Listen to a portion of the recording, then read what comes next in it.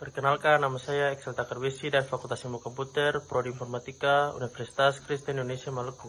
Di sini saya akan menjelaskan apa itu cara kerja sistem komputer.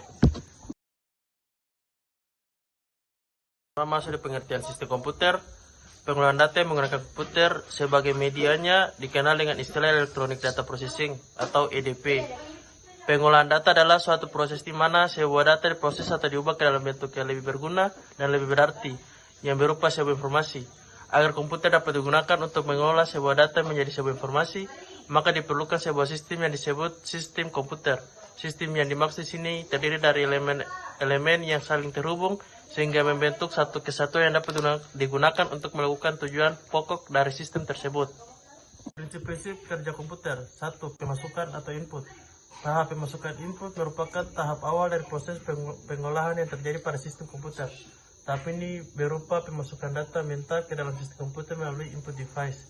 Contoh dari peralatan masukan atau input device diantaranya keyboard, mouse, scanner, dan lain-lain.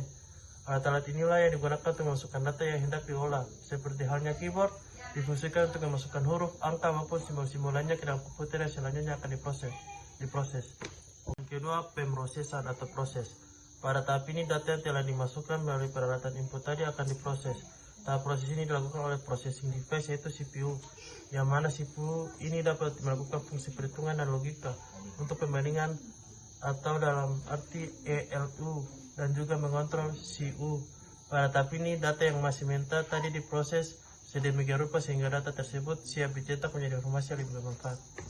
Keluaran atau output. Pada tahap ini data yang tadinya telah dimasukkan melalui peralatan input kemudian diproses oleh CPU akan bisa dicetak apabila sudah siap.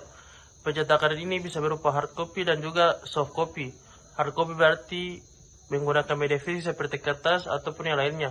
Soft copy berarti menampilkan gambar visual melalui monitor atau proyektor, yang termasuk dalam peralatan output di sini adalah monitor, proyektor, printer, dan lain-lain.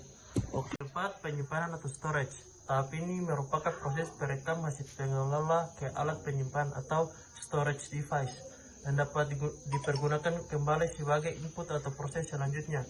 Jadi, data mentah yang telah diproses tadi dapat disimpan pada media penyimpanan atau storage device, agar nantinya bisa digunakan kembali sewaktu-waktu apabila ingin mencetak data tersebut. Pada gambar terlihat dua anak panah yang saling berlawanan arahnya. Ini menunjukkan bahwa data dapat disimpan dan diambil kembali jika dibutuhkan untuk keperluan pengelola data. Primary storage. Primary storage disebut juga sebagai dengan memori internal. Primary storage ini memiliki akses yang lebih cepat bila dibanding dengan secondary storage.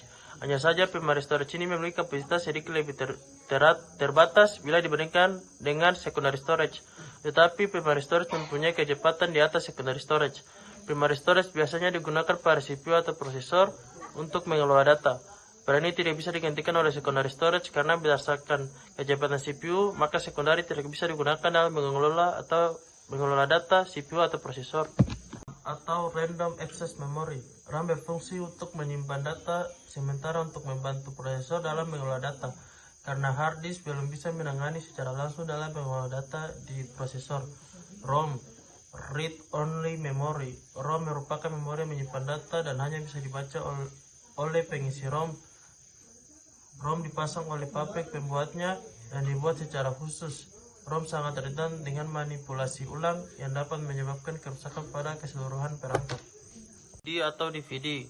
CD atau DVD merupakan penyimpanan yang cukup lama, tapi sampai saat ini media ini juga digunakan dan dimanfaatkan untuk menyimpan data. Di era modern ini, media penyimpanan seperti CD atau DVD masih digunakan karena yang berjenis Blu-ray memiliki kapasitas yang sangat besar. Biasanya Microsoft juga menggunakan media penyimpanan ini untuk menjual sistem operasinya. Disket adalah media penyimpanan yang berbentuk persegi dan kecil yang digunakan pengguna komputer sebelum ditemukan hard disk. Zaman dulu orang menggunakan disket untuk media penyimpanan. Saat ini disket tidak lagi digunakan oleh pengguna komputer. Disket juga termasuk dalam kategori secondary storage karena memiliki fungsi sama dengan hard disk. Kedua, secondary storage. Secondary storage merupakan media penyimpanan yang bersifat permanen, yang berfungsi untuk memproses data yang berada di CPU. Media penyimpanan ini permanen karena tidak tergantung pada listrik, sehingga listrik padam atau menyala pun masih bisa digunakan, dan data tersebut masih ada. Jika kamu menggunakan primary storage ketika listrik padam, maka data yang belum tersimpan akan terhapus. Itulah beda antara secondary dan primary storage.